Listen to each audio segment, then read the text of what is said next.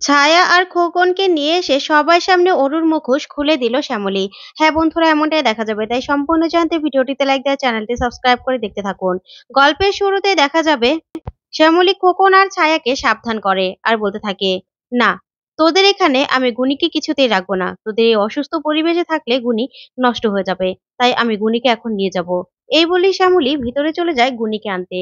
তখন খোকন ছায়াকে বলতে থাকে, বড় বাঁচা বেঁচে গেছি, কিন্তু কি হলো বলো তো? কেউই তো নাকি ওই খাবার খায়নি। তাহলে? তাহলে কি হলো? ধুর! কি ফাঁসা ফেঁসে গেলাম। আবার তখন ছায়া বলতে থাকে, আবার তো গনিকেও নিয়ে যাচ্ছে। কি করতে চাইছে দিদি কে জানে? তারপরেই শ্যামলী বলতে থাকে, কি? কি বলছো তোমরা? কোনো হেল্প করতে পারবো? তখন খোকন বলে, না, না, কিছু বলছি না। তারপরে মন্দার বলতে থাকে, এই তো শ্যামলী চলে এসেছে। তখন গুনিকে এনে শ্যামলী বলতে থাকে, গুনি, আজকে তুমি আমার সাথে থাকবে রাতে। ঠিক আছে? তখন গুনি বলতে থাকে, তাই পিপি, তুই আমাকে গল্প শোনাবি? তখন শ্যামলী বলতে থাকে, হ্যাঁ, আমি গল্প শোনাবো তো। তুমি যাও, তোমার মাকে বলো যে আমি লক্ষ্মী মেয়ে হয়ে থাকবো, কোনো দুষ্টুমি করব না। তখন গুনি ওর মায়ের কাছে গিয়ে বলতে থাকে, মা, আমি কোনো দুষ্টুমি করব না, একদম লক্ষ্মী মেয়ে হয়ে থাকবো। ওইদিকে মন্দা শ্যামলীকে বলতে থাকে, কি মনে হচ্ছে তোর?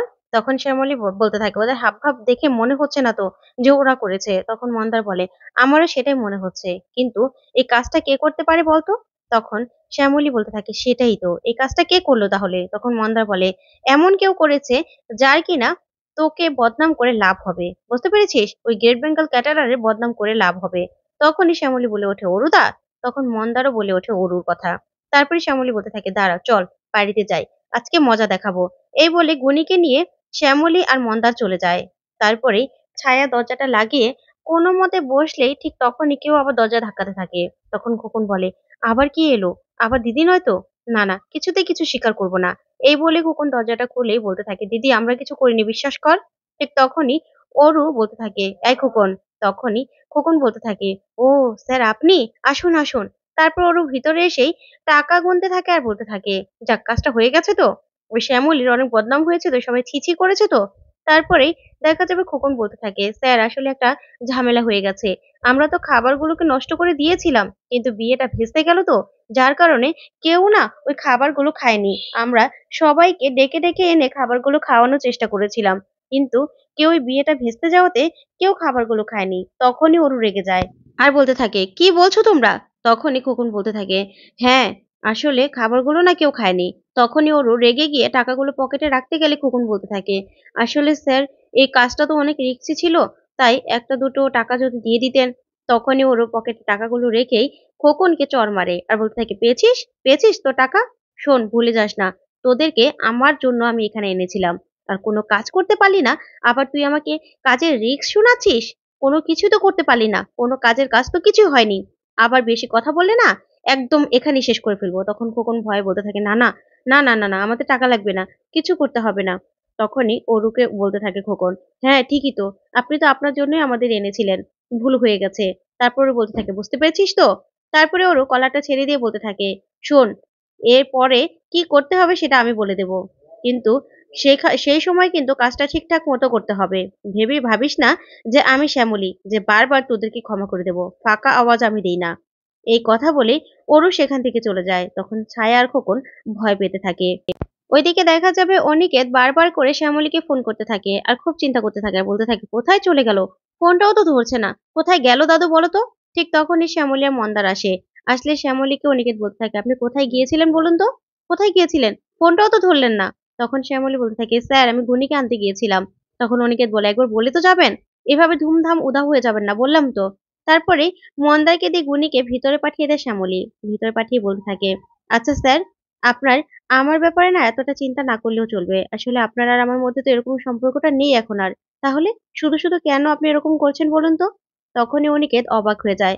তারপর বড় দাদু বলতে থাকে, দেখ দিদি ভাই, এসব কথা একদম বলবি না। আসলে দাদু ভাইয়ের তোর জন্য চিন্তা হচ্ছিল। তাই তাই এরকম করেছে। তোর আর দাদু ভাইয়ের ডিভোর্সটা হয়ে গেলেও না তোদের ভালোবাসার টানটা সেই একরকমই থাকবে। তুই দাদু ভাইয়ের জন্য চিন্তা করবি, দাদু ভাই তোর জন্য চিন্তা করবে। তাই এরকম ভাবে না, বলিস না।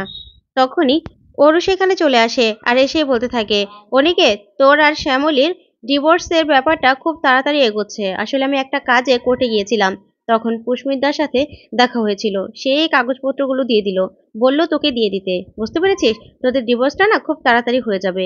যা শুনে শ্যামলী আর অনিকেত অবাক হয়ে যায়। তখন শ্যামলী বলতে থাকে, আচ্ছা অরুদা, আপনি কেন গিয়েছিলেন বলুন তো কোর্টে? নিজের পিঠ বাঁচাতে গিয়েছিলেন? শুনুন, পুষ্মিতা না আপনাকে কোনো রকম কোনো সাহায্য করবে না। তখন অরু বলতে থাকে, কি বলছো তুমি ওর ওর শ্যামলী, মাথা ঠিক আছে? তখন শ্যামলী বলতে থাকে, ও আচ্ছা, আপনি এখন কথা বলছেন? স্যার, আপনাকে একটু আগে যেটা বলতে চেয়েছিলাম, কথার মাঝখানে তো বলাই হয়নি। আজকে না ওই ইভেন্টে খাবারগুলো সব নষ্ট হয়ে গেছিল।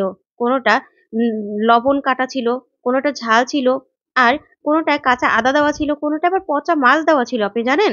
একদম সব খাবারগুলো নষ্ট হয়ে গিয়েছিল। তাই এই খাবারগুলো নষ্ট হলো কি করে? আপনি বলুন তো? তখন ওরা বলতে থাকে, তাই নাকি? তখন শ্যামলী বলতে থাকে, এরকম একটা ভাব করছেন যেন আপনি কিছুই জানেন না অরু দাদা। তখন ওরা বলতে থাকে, এটা কেমন কথা শ্যামলী? তোমাদের কিছু হলেই কি আমি সেটা করেছি নাকি? আমি কি করে জানবো? তখন শ্যামলী বলতে থাকে, ও আচ্ছা, আপনি কিছুই করেননি? তখন এই কথাতেই অপলা রেগে যায় আর বলতে থাকে, শ্যামলী, তুমি বারবার অরুকে দোষারোপ করা বন্ধ করো। কোনো কিছু হলেই অরুকে দোষারোপ কেন করো? কেন করো তুমি? তখন শ্যামলী বলতে থাকে, বারে কাকিমণি, আমাদের কোম্পানির যদি কিছু হয়ে যায় বা আমাদের কোম্পানির যদি বদনাম হয় তাতে লাভ কার? আপনার ছেলেরই তো। তাই তো উনি করেছে। তখন ওরা বলতে থাকে, শোনো শ্যামলী, আমার নামে না মিথ্যা বদনাম দেওয়া বন্ধ করো। আমি কি গিয়েছিলাম ওই ইভেন্টে? আর তাছাড়া ওই ইভেন্টটা কোথায় হচ্ছে সেটাই তো আমি জানি না। তাহলে আমি কি করে নষ্ট করব খাবারগুলো? তখনই অপলা শ্যামলীকে বলতে থাকে, শোনো শ্যামলী, নিজের সংসারটা বাঁচাতে পারোনি, আবার অন্যের সংসার নিয়ে পড়ে আছো। তুমি না একটা অপয়া। অপয়া তুমি। সবকিছু ছাড়খাড় করে দেবে। দেখো, যে বিয়েতে গেলে সে বিয়েটাও ভেঙে গেল। আবার খাবারগুলো নষ্ট হয়ে গেল। আর দোষ দিচ্ছ কার? আমার ছেলের উপর। অনিকেত দেখ, তোকে শ্যামলী কোনোদিনও শান্তি দেয়নি। শান্তি দেয়নি কোনোদিনও। এখন তোর জীবনটা ছাড়খাড় করে দিয়ে তারপর নিজে চলে যাচ্ছে। চলে যাবেই বা না কেন? কোম্পানি নিজের হয়ে গেছে, বাড়িটা নিজের হয়ে গেছে, এখন তো চলে যাবেই, তাই না? শোনো শ্যামলী, যাই হোক না কেন, নিজের সংসার বাঁচাতে পারোনি, অন্যের সংসারের দিকে একদম নজর দিবে না। আমার ছেলেকে আর কোনোদিনও কিচ্ছু বলবে না। তোমার কাছে কোনো প্রমাণ আছে? প্রমাণ ছাড়া আমার ছেলেকে একদম দোষারোপ করবে না। এই বলে অপলা অরুকে নিয়ে সেখান থেকে চলে যায় আর অরু খুব খুশি হয়ে যায়, বলতে থাকে, আই লাভ ইউ মম, তুমি আজকে আমাকে বাঁচিয়ে দিলে। খুব ভালো করেছো, ভালো করেছো।